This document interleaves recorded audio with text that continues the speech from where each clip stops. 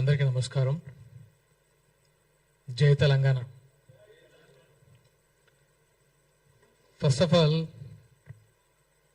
గత 3-4 రోజుల నుంచి, గత వారం రోజులుగా జరుగుతున్న పరిణామాలు చూస్తే మనం తెలంగాణలో ఎవరిని ఇన్స్పిరేషన్ తీసుకోవాలని భయం వేస్తుంది.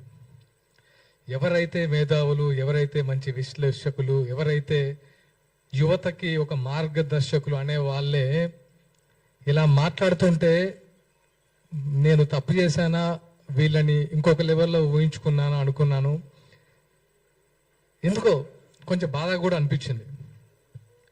ఈరోజు ఈ ప్రెస్ మీట్ పెట్టడానికి కారణం, ఇది ముగిద్దామా లేదా మీరు డిసైడ్ చేసుకోండి.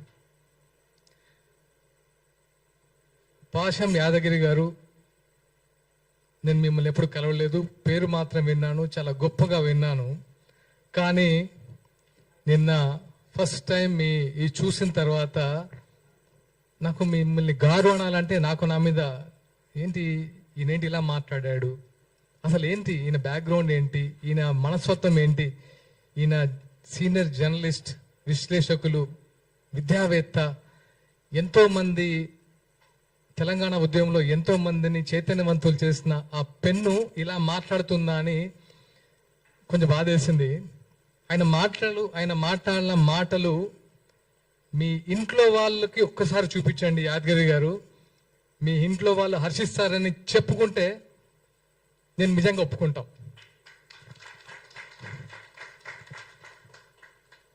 ఒక పర్సన్ పట్టుకొని మీరు ఎలాంటి మాట్లాడారో ఒకసారి మీరు మాట్లాడిన వీడియో మీరే చూసుకొని సిగ్గుపడండి. ఒక్కసారైనా సిగ్గుపడండి. ఎందుకంటే ఇంకోసారి తప్పు చేయకుండా ఉంటారు. నేను పవన్ కళ్యాణ్ గారిని అభిమానం లేకపోతే నాయకుడిగా చెప్పట్లేదు. ఒక మనిషి గురించి మాట్లాడడానికి నోరా ఇంకేమన్నా?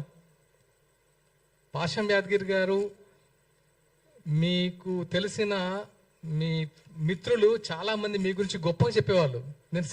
నేను నైట్ నుంచి సర్ప్రైజ్, ఇదా ఆయన గురించి చెప్పింది. సినిమా ఆర్టిస్టులకి సిగ్గు, నీతి, న్యాయం, శీలం అసలు ఏముండదా? ఏమనుకుంటున్నారు మీరు సినిమా ఆర్టిస్ట్ అంటే? ఒక్కొక్కరు జీవితాన్ని పలంగా పెట్టి ఆకలితో పస్తులుండి ఇక్కడ సినిమా ఆర్టిస్టులు అవుతున్నారు. అదే తెలంగాణ వ్యాప్తంగా. వాళ్ళందరికీ మీరు ఇచ్చేది ఇదా? వాళ్ళ సంస్కారం లేదా? నువ్వు యావత్ సినీ లోకానికి క్షమాపణలు చెప్పకపోతే నిజంగా నీకు మనశ్శాస్త్రి లేనట్టే. కనీసం నీ మనశ్శాస్త్రి కన్నా చెప్పుకో, తప్పు చేస్తానని. ఎలాంటి మాటలు మాట్లాడతావు? గోదావరికని, లక్ష్మీపురం, మీరు ఏదైతే లెఫ్ట్ భావజాలం అంటున్నారో, మీరు ఇక్కడ ఆఫీసులో కూర్చొని మేము కమ్యూనిస్టులం అని పేపర్లు రాసుకుంటూ